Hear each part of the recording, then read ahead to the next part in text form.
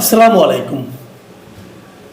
প্রিয় দর্শক, আপনারা জানেন যে এ মাসের 5 তারিখে বিকেলবেলা জুলাই ঘোষণাপত্র পাঠ করেছেন প্রধান উপদেষ্টা ডক্টর ইউনূস, এবং সেদিনই রাতে 8:15 সাড়ে 8টার দিকে উনি জাতির উদ্দেশ্যে ভাষণ দিয়েছেন এবং সেখানে উনি নির্বাচনে একটা সম্ভাব্য সময় ঘোষণা করেছেন। উনি বলেছেন ফেব্রুয়ারিতে নির্বাচন হবে, এবং এই ফেব্রুয়ারিতে নির্বাচন হবে এ ধরনের একটা যৌথ ঘোষণা এসেছিল তারেক রহমানের সঙ্গে ওনার বৈঠকের পরে লন্ডনে। সেখানে বলা হয়েছিল যে রমজানের 1 সপ্তাহ আগেও নির্বাচন হতে পারে। তখনই লোকে হিসাব করে নিয়েছিল যে 19 তারিখে রমজান হবে, তাহলে 1 সপ্তাহ আগে মানে 12 তারিখে হতে পারে। আবার সাধারণত আমাদের এখানে নির্বাচন হয় বৃহস্পতিবারে, তো 12 তারিখে আবার বৃহস্পতিবারও হয়ে যায়। এ ধরনের নানা ইকুয়েশন থেকে অনেকে ধরেছিল যে তাহলে ফেব্রুয়ারি 12 তারিখে হয়তো বা নির্বাচন হবে, কিন্তু কেউ ক্লিয়ার ছিল না।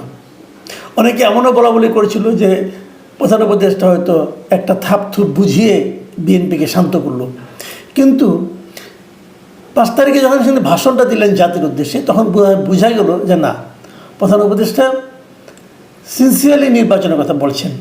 প্রধান উপদেষ্টা এরপরে মালয়েশিয়ায় গেলেন, সেখানে যেও কিন্তু উনি ফেব্রুয়ারিতে নির্বাচন হবে এভাবেই দেশ প্রস্তুতি নিচ্ছে এটাও বললেন, এবং ফেব্রুয়ারিতে নির্বাচনের প্রস্তুতি নেওয়ার জন্য ওনার অফিস থেকে নির্বাচন কমিশনকে চিঠিও দেওয়া হলো। নির্বাচন কমিশন সে অনুযায়ী প্রস্তুতিও নেওয়া শুরু করেছে এরই মধ্যে। এখন এরই মধ্যে আমরা দেখলাম মঙ্গলবার দিন গতকাল এনসিপির একজন নেতা নাসিরউদ্দিন পাটোয়ারি তিনি বলেছেন যে, ওনার কথাটা আমি হুবহু যদি পড়ি, উনি কী বলেছেন? উনি বলেছেন নির্বাচনের তারিখ ঘোষণা করা হয়েছে ফেব্রুয়ারিতে, নির্বাচন ফেব্রুয়ারিতে হবে না। কেন বাবা হবে না? তারিখ ঘোষণা করা হয়েছে ফেব্রুয়ারিতে, উনি বলছেন নির্বাচন ফেব্রুয়ারিতে হবে না। আপনি কে? আপনি কি নির্বাচন কমিশনের কেউ? আপনি কি সরকারের কেউ? আপনি কি সরকারের এমন কোনো ব্যক্তি যিনি প্রধান উপদেষ্টার চেয়েও বেশি বুঝেন অথবা বেশি ক্ষমতা রাখেন? কেন নির্বাচন হবে না? উনি একটা ব্যাখ্যা দিলেন।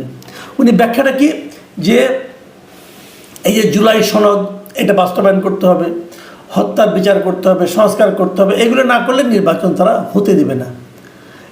বাংলাদেশের যে প্রেক্ষিত বর্তমানে, এর মধ্যে নির্বাচন হতে না দেওয়ার মতো সক্ষমতা কি এনসিপি অথবা নাসিরউদ্দিন পাটোয়ারি আছে? আবার এই অনুষ্ঠানে কিন্তু এনসিপির যিনি আহ্বায়ক মিস্টার নাহিদ ইসলাম, তিনিও কিন্তু একই কথা বললেন। তিনি বললেন দেশ সংস্কার না করে কোনো নির্বাচন হবে না। কোনো রাজনৈতিক দল, কোনো রাজনৈতিক পক্ষ এর সামিল হতে চাইলে আমরা তার বিরুদ্ধে যাব। মানে হুমকিও দিলেন, যদি কেউ নির্বাচন করতে চায় তারা তার বিপক্ষেই যাবে। যখন তারা এই ভাষণটা দিচ্ছিলেন তখন সেখানে কিন্তু তাদের জাতীয় যুব শক্তি নামে একটা যুব সংগঠন আছে, তাদের একটা সম্মেলন ছিল, জাতীয় যুব সম্মেলন। সেখানে অনুষ্ঠানে বলেছিলেন, সেই অনুষ্ঠানে ওই সময়ে বিএনপির একজন সিনিয়র নেতা শহীদুদ্দিন চৌধুরী অ্যানিও ছিলেন। শহীদুদ্দিন চৌধুরী অ্যানিকে সামনে রেখেই এই দুই নেতা কিন্তু এই ধরনের কথা বলেছেন। এখানে অন্যান্য নেতারা আরও বেশ আপনার বিতর্কিত মন্তব্য করেছেন, সে আলোচনায় আমি যাচ্ছি না, আমি খালি নির্বাচনের প্রসঙ্গে থাকছি। এখন আমি যে কথাটা বলবো এটা একটু মাথায় রাখেন আপনারা। কথাটা তারা কবে বললেন? মঙ্গলবার দিন। ঠিক তার আগের দিন সোমবার দিন ওনারা গিয়েছিলেন মার্কিন দূতাবাসে। মার্কিন দূতাবাসের যিনি ভারপ্রাপ্ত এখন রাষ্ট্রদূত আছেন ট্রেসি অ্যান জ্যাকবসন, তার সঙ্গে ওনারা একটা মিটিং করেছেন এই এনসিপির লিডাররা। এনসিপির লিডারদের মধ্যে কে কে ছিলেন? এই নাহিদ ইসলাম ছিলেন আহ্বায়ক, ওনাদের যে সদস্য সচিব আছেন মিস্টার আখতার হোসেন তিনি ছিলেন, এবং সিনিয়র যুগ্ম সদস্য সচিব ডাক্তার তাসনিম জারা ছিলেন।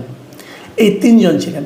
আর ওদিকে ছিলেন ট্রেসি অ্যান জ্যাকবসন ভারপ্রাপ্ত রাষ্ট্রদূত, এবং দূতাবাসের যে পলিটিক্যাল কাউন্সিলর এরিক গিলান তারা ছিলেন।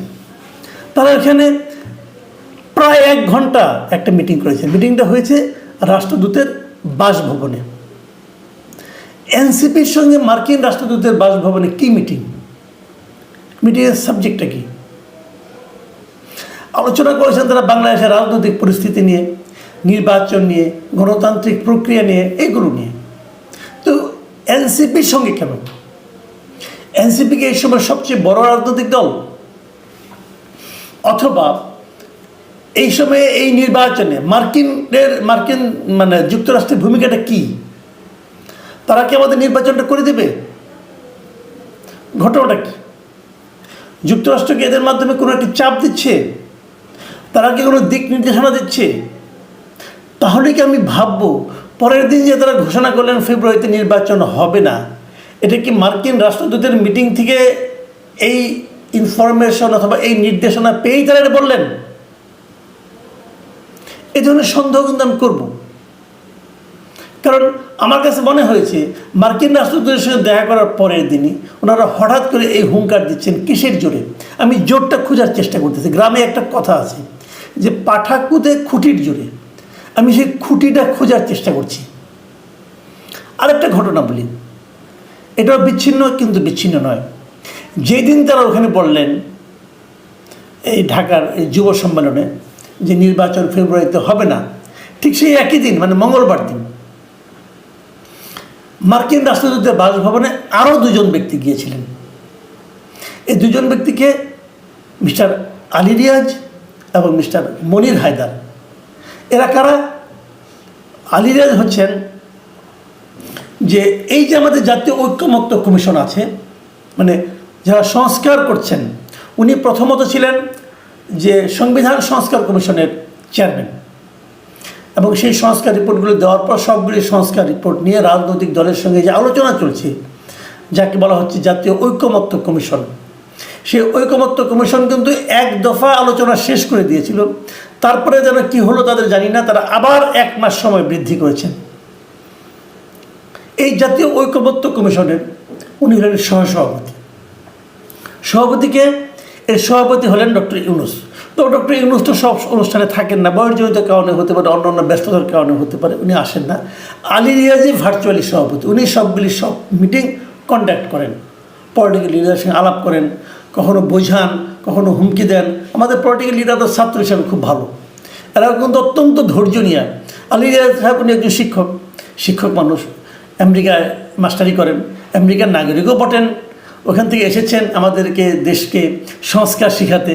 তো উনি এখান থেকে টিচার মানুষ শিক্ষা দেন, আর আমাদের পলিটিক্যাল লিডাররা বাধ্যগত ছাত্রের মতো সেই শিক্ষা গ্রহণ করেন, চা নাস্তা খান, তারপরে তারা বলেন যে হ্যাঁ আংশিক ঐক্যমত্য হয়েছে, পার্সিয়াল হয়েছে, আবার হবে, আবার বসতে হবে, নোট অফ ডিসেন্ট দিয়েছে কেউ, এগুলো নানা রকম আলোচনা হয়, আমরা মাসখানেক ধরে দেখলাম।